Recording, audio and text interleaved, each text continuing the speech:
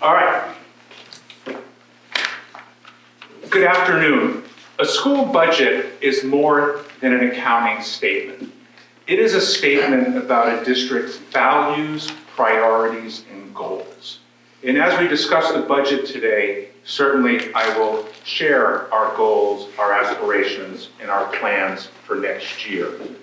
The Wayland Public Schools are characterized by a deep commitment to the academic and social and emotional aspects of a student's life. And as we think about that, I'm going to provide a little bit of context for our budget development. We're going to talk about personnel and non-personnel services, and also our budget development schedule. This budget will formally introduce to the school committee tonight. Developing this budget was a challenge, and I want to share that. We're not different than other districts around the Commonwealth right now, facing significant financial pressures due to inflation, competitive contractual obligations, escalating student needs, and in Wayland in particular, we face facilities challenges and costs due to the aging buildings that we have, several of our schools. As we look to the future, I'm going to talk at the end about Wayland is getting close to its tax levy limit. And the tax levy limit in Massachusetts, of course, is 2.5% unless there is new growth, and there is not a lot of new growth in Wayland. So moving forward, our challenge in this budget was to think about how we could generate as much sources of revenue, explore efficiencies, and think about consolidating services wherever we could, both in the personnel and non-personnel side, while balancing a budget. We are responsible for having a balanced budget at the end of the year. All of you know that we had mid-year a partial freeze of non-personnel expenses. And the reason was, had we not done that, we would have had a budget that at the end of the year that would not have been balanced. And it's really difficult when that happens. The only way to do that would be to go to the town to ask for more money. Not clear that that would even happen given that this town, all the money comes from the same place, and we face some financial constraints. So our real challenge is how do we move forward with the goals we're working on and preserve the terrific programs and supports that we have in Wayland while closing this budget gap. That is the goal. Think about that as we develop this budget. So a little bit about the budget. So you can see our current budget here, a little more than 52.5 million. Our tax levy budget is almost 55 million. The increase is almost 2.3 million. So the percentage increase is 4.32%. Now, our budget to budget, if we took everything we're doing in this current school year, personnel, non-personnel, and moved it forward, that would be 6.68%. You can see the gap between that and the number I just shared, the 4.32%. So we begin with how do we make up almost $1.3 billion. That was our task. Key questions. So first, we're all here because we think about student need first. So it starts, what are our goals? What are the academic, social, and emotional needs of our students? How are we deliver these services in the most equitable way possible? Key questions we ask. What can we preserve? What are the most important things that we need to preserve? The next question is something I didn't always include when I first started. I would get to what do we preserve and what will be unable to preserve. Every thoughtful district needs to think about improvement and how do we improve even if we're short in a budget. So it was what improvements can be made and what will we be unable to preserve. A little bit about looking at a school budget. I look at a school budget 5 pillars that really make up a school budget. Program breadth. When we think about Wayland, certainly that's a long-standing strength. Program breadth, the arts, music, elective, languages, that is really, really important. Our educational programs, and certainly educational programs cost money. We have new programs at the high school as we think about more applied learning. That is certainly part of program breadth. Next is educational infrastructure. How do we support our educators in the classroom? We think about professional development. That's how we spend today in this room, professional development. We think about educational technology, coaching, all under educational infrastructure. Sometimes those are the areas that districts cut, and what that does, it can certainly impede your improvement when you kill your instructional infrastructure. Next is class sizes. Clearly, in many districts, when budgets are tight, we see class sizes go up. You know, we could debate all day the value of class size. I don't know a lot of people that would say, I would love to have more kids in my class, or a lot of families who move to school districts to say, I'm moving there because the class sizes are large. Class size matters because the social and emotional part of education is connecting with students. Clearly, fewer students were able to connect more. Next, student services. That not only includes special education, increasingly, of course, mental health support, really important. I always think that every district that has excellent general education should have excellent special education. And clearly, that's been a real priority in this district over the last couple of years, special education and student services. And lastly, facilities and operations. That not only includes long-term planning facilities, but we're going to talk a little while about the maintenance budget in our schools here in Wayland.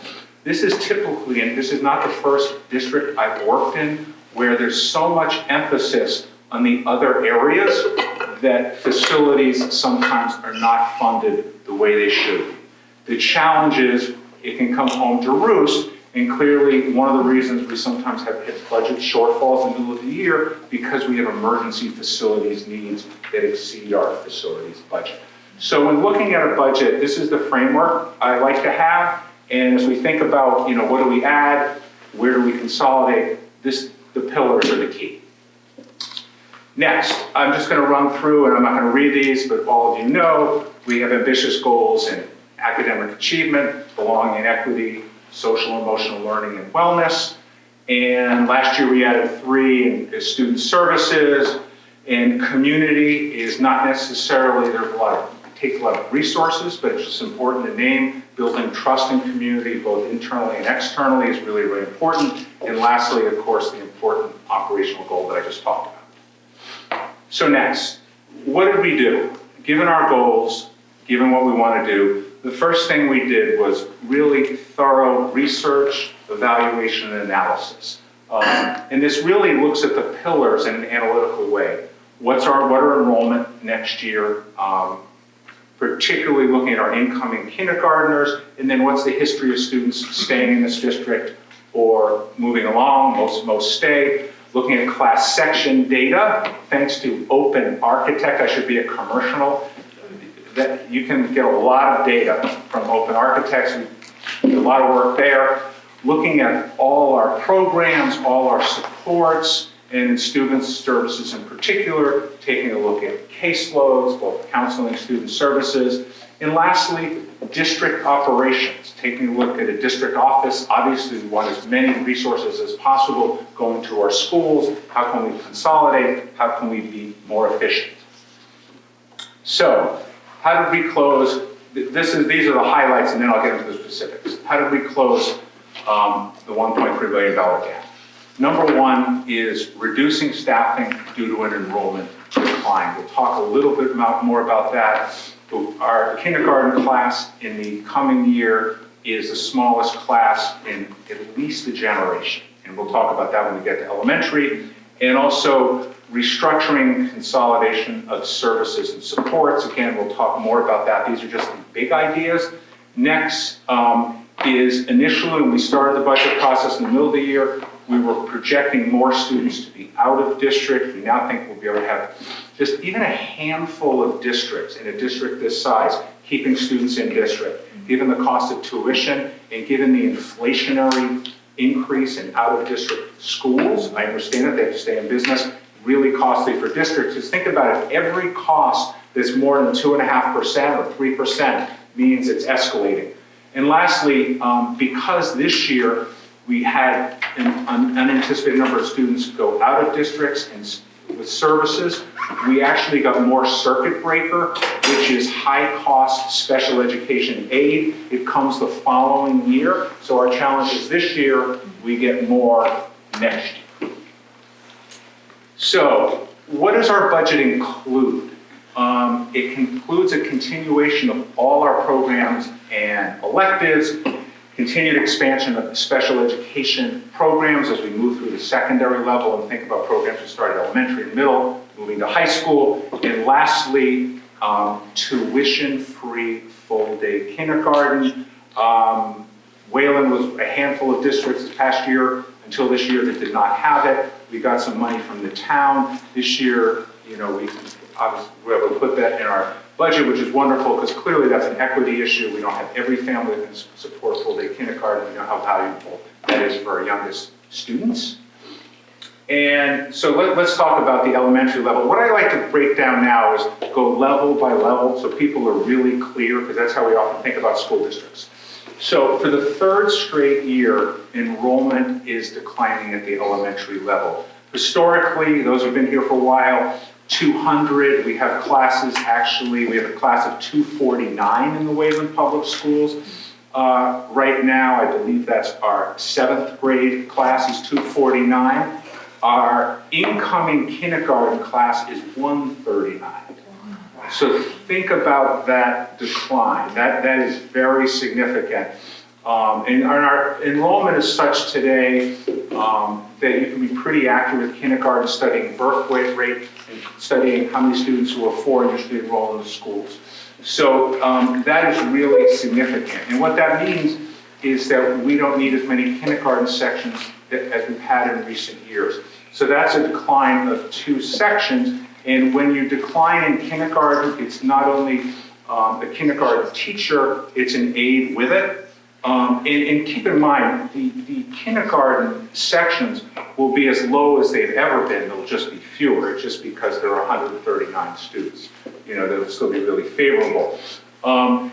Favorable class sizes and caseloads in all grades. So what that means, you know, when you have such a significant decline over a couple of years in K-2, that means your caseloads decline significantly. For example, in one of our elementary schools, we have 15 fifth graders on IEPs who are leaving. The incoming kindergarten class is projecting between 2 and 4. 2 low, 4 high, with probably 36 kids. So even in this school with 1 less special education teacher, the caseloads most likely will be lower than they are this year because of the big gap between kindergarten and 5th grade. So that's why we maintain favorable caseloads and class sizes, just with fewer students. One thing we really hope to do was provide additional math support at elementary, and we were not able to do that through math intervention. So this is where, if you're not able to do what you want to do, you think about what can we shift? How can we restructure? So we've had math coaches in place here in Wayland the last few years. They've done an excellent job. We want to maintain them. That's one of the areas coaching that often, unfortunately, is cut in budget crunches. So what we're going to do is shift that model where there's still going to be coaching, but those folks are also going to do math intervention. So we keep some coaching, not as much, because the new math program, Bridges, will be entering its 3rd year next year. So they've had 2 years of full-time coaching, so there'll be some math intervention with that as a way to at least make some progress. Not the ideal, but getting more intervention support, particularly with our students in K-2. Next, so this kind of sums it up. In terms of elementary staffing, again, we like to be very specific. 2 kindergarten classes, 2 K teachers, already mentioned that. We also kept some classes in elementary that are very small. We have students, like one grade, 47 students. We're keeping 3 classes, historically low numbers. So it's a reduction of 2.0 special ed teachers with those numbers. We also have a program teacher with students leaving in 5th grade. The numbers aren't there in one of our specialized programs to support a teacher. So we're reducing 1 special ed program teacher. And this is all enough to get reduction of 0.2 speech. Again, this is solely enrollment driven. No decline in services for students. Next, Wayland Middle School. The numbers are pretty close to what they are. There's a drop of 11 students next year. Spanish immersion, very successful. Movement into 6th grade. Next year we'll move into 7th grade, and that continues to be in social studies. So students have class in Spanish with their peers, and then in social studies, class sizes will be the same. The one area that will be restructured since 2018 or 19, Wayland Middle School has had writing center and support. That support will continue. It's been done by an English teacher. With a retirement, that teacher will not be replaced. Instead, we will have teachers in other subjects working with our English leader. Teachers are excellent teachers of writing across the disciplines who will provide writing support. I want to add, in terms of almost all of the folks leaving are attrition and retirees. And that's something we want to keep as many teachers and educators as we can here in the Wayland Public Schools. So if we had to make a reduction in the middle school, clearly we want to look at number 1, what's the impact on kids, but also think about how do we keep all the teachers, as many people as we can in the district. This does that, and with some restructuring, students can still get the support they need in writing. Wayland High School. So overall, big idea is class size averages will be very similar to what they've been in prior years. And if you think about the first pillar, program offerings will continue to be robust. Class size averages in a couple of areas and sections may be larger. Here's something for those of you who don't live in the world of high school.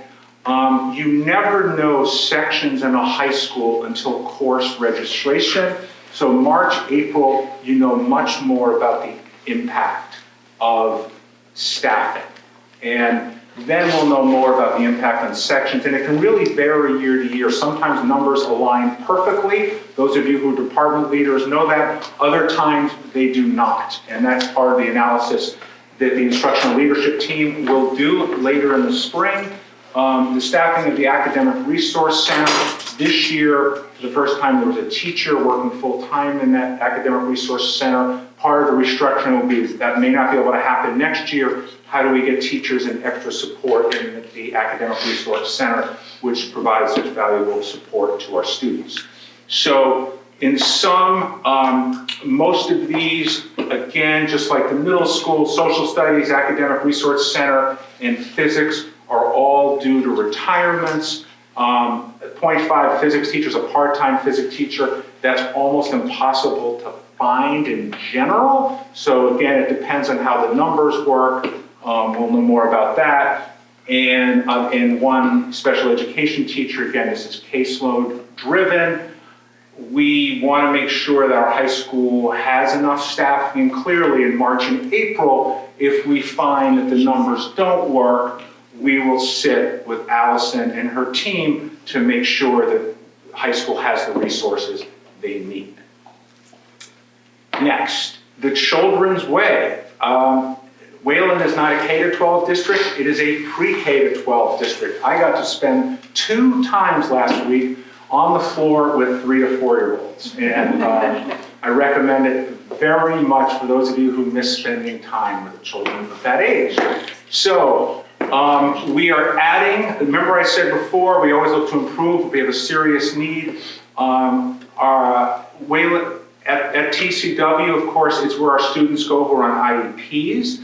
And our special education teachers there have to do a fair amount of assessing. It's part of their job.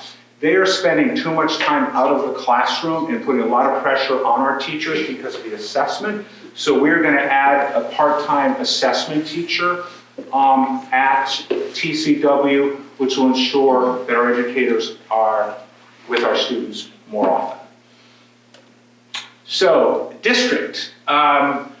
We always look hard at district operations. The job of the district is to support our educators in the schools, but if we can do it more efficiently and save resources, that's what we're going to do. So, restructuring of our HR office, we did some restructuring last year. What I sometimes find is you can restructure a second year in a row if you don't quite get it right the first time. So we are reducing a 1.0 FTE human resources administrator. We're moving some internal staff around to make sure that our human resources department is functioning well, which it is right now, and we want that to continue.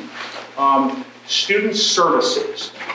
As many of you are aware, we added student services administrators at the building level this past year, which is working quite well.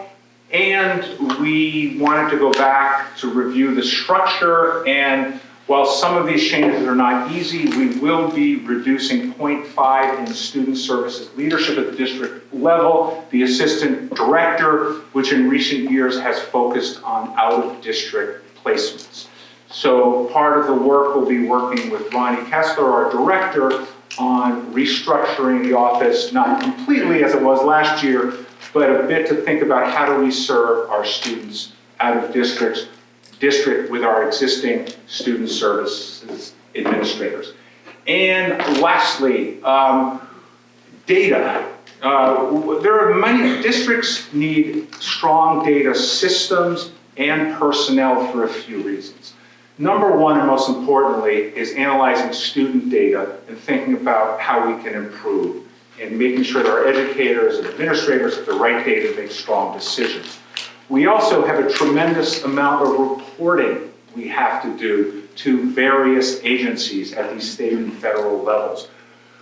Wayland is very under-resourced in data. Requests just take a long time. Historically, it's been very underfunded, so we are going to invest in a new data specialist, systems administrator. So, I've talked a lot about personnel, and the reason I've talked a lot about personnel is 86% of the Wayland Public Schools budget. That is very consistent with every other district, but what it means is if we have a shortfall, we obviously look at non-personnel first. However, most of our non-personnel for next year is level funded, and as this year, as you all know, in the middle of the year, we actually partially froze it. So a little bit about non-personnel. We now have to budget clearly inflation. While it is coming down, it is a factor. So we think about out-of-district tuition in particular is above the inflation rate. 5% doesn't seem high, and it's been higher in other years, as we know recently, but it's still higher. If you think about our tax cap, it's still higher. Clearly, transportation is another factor, and athletics officials, 7%. Now, athletics officials is a big thing, because if you don't have officials, you can't play games. And a lot of officials have been retiring. I used to like scream at officials and be on the sidelines, and then I realized it was a shortage of officials, and now it's like, let's give them what they need, because we need good record. And other areas, homeless transportation, very important and mandated. We have aging out and graduation. We have students who are graduating from the Wayland Public Schools. That has an impact on non-personnel. I mentioned earlier our circuit breaker reimbursement money for students this year. We get back next year $400,000. That's really helping in our budget for next year. We also want to think about future planning. We think about where do we want to be in the next couple of years as we think about the changing nature of our society and student need. So we're going to get some outside support as we think about a portrait of a learner, I don't want to, strategic planning, but Portrait of Learners is really about our students. We're going to have some resources there, not a huge amount. We are going to, for the first time in a long time, not level fund facilities and maintenance, because we just can't do that because it's just too unpredictable. So we're going to increase that by 8%. And also hockey, second year of a 4-year investment. The goal is to reduce fees.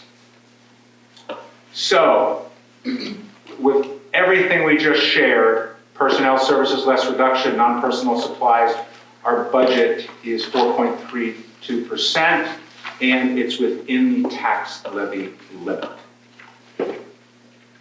So this is the budget process in the town of Wayland.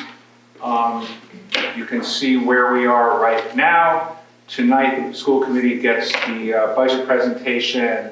Thursday, questions, discussions, and we hope to have a vote. We need a vote by early February. Just a couple of closing thoughts. This was not an easy budget to put together, and it's not what any of us wanted. We did the best we could with the resources we had, and I feel privileged to work with such a talented and dedicated leadership team at both the district and building levels who are so committed, doing what's best for kids, and also being cost conscious. So we're going to be okay next year. It's not ideal. What I am really worried about is the year after. Wayland is hitting its tax levy, and without additional revenue coming in, our schools and our student experiences will not be the same. And that's how I'm kind of going to close tonight, and with the community, that we are going to be in need of more revenue after next year. This was not easy, but what would happen the year after, and I'm not an alarmist, will be much more significant in terms of change. So I just want to acknowledge that. I also want to acknowledge, putting together a budget is a team effort, and I can think of all the big ideas and the themes, but if I don't have a person I have full trust and confidence in to make the numbers work and do the analysis, I talked about analysis, evaluation, and how thoughtful that was, and that is Susan Botan, who will be leaving us at the end of the year. So I'm thankful that Susan has done such a great job in her last budget.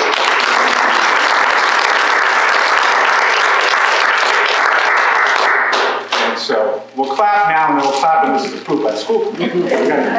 So thanks everybody for your attention today, and we greatly appreciate it.